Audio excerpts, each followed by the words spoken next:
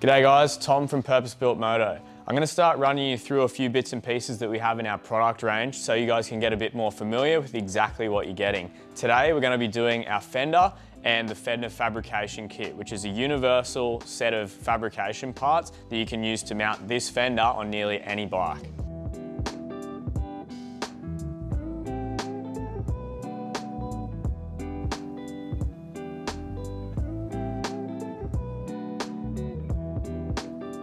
So starting with our universal aluminium fender, this thing will cover a tyre up to 130mm wide and is radius to suit a range of common tyre sizes from 16 up to 19 inch.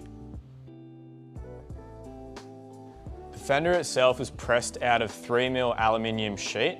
The difference between this and a lot of the other universal fenders came from our experience in mounting these on a lot of bikes. So we've gone and added some mounting ribs. What this allows you to do is instead of drilling and having a nut and bolt go through the fender, and when you come to take this thing off, struggling to get a spanner up inside between the tyre and your fender, drill and tap this thing. So we use either an M5 or an M6 threaded screw to drill these with our mounting bungs and then tap it. So when you want to come to remove your fender, all you have to do is remove the screws and this thing will come right out of the mounts.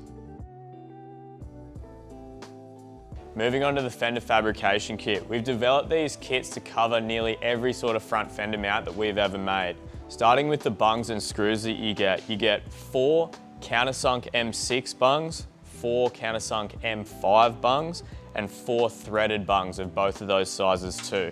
You get 4 screws of M5 30mm long and 4 screws of M6 30mm long as well. For the mounting materials, you get 2 30mm by 3mm pieces of flat bar cut at 100mm long each.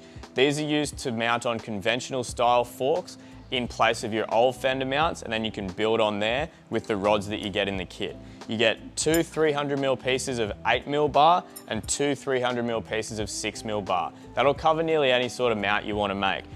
On most fenders, you're not going to use all of these materials, but this will get you through either a USD fender mount or a conventional fork fender mount easily with enough materials to make a really great design and get this thing mounted up really, really nicely.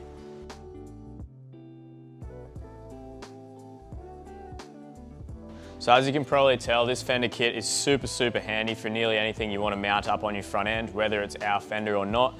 Another thing, if you don't want to run a fender, so if you're running a no front fender on a chop or something like that, you need a fork brace, this kit will cover what you need to do there too. So I'll take you over and show you what we've done on an iron head project that we've just done that's not running in a fender, and then I'll show you an Indian bobber that we've just built a fender mount for as well.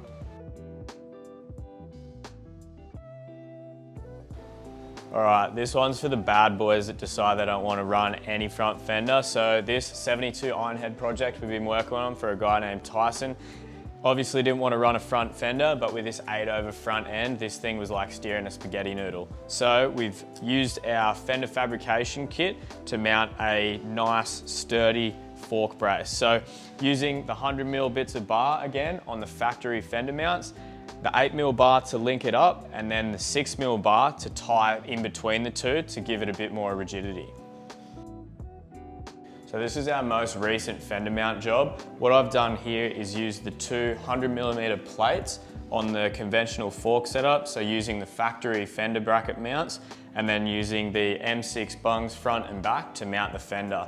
The fender itself on the mounting tabs has 2 sets, so you have a set to keep the fender full length, or if you want to bob that fender, you can trim it a bit as well. So we've trimmed this fender because the customer wanted it nice and short, and then drilled and tapped those to mount it nice and tightly gapped over the fender. This is sitting over a 130 70/18 Pirelli tyre, so that'll give you a bit of an idea on the gauge. It's a little bit thin over the tyre, but I don't really tend to mind. On something where you've done a wide wheel kit, it sort of looks nice to see a fair bit of that front tyre.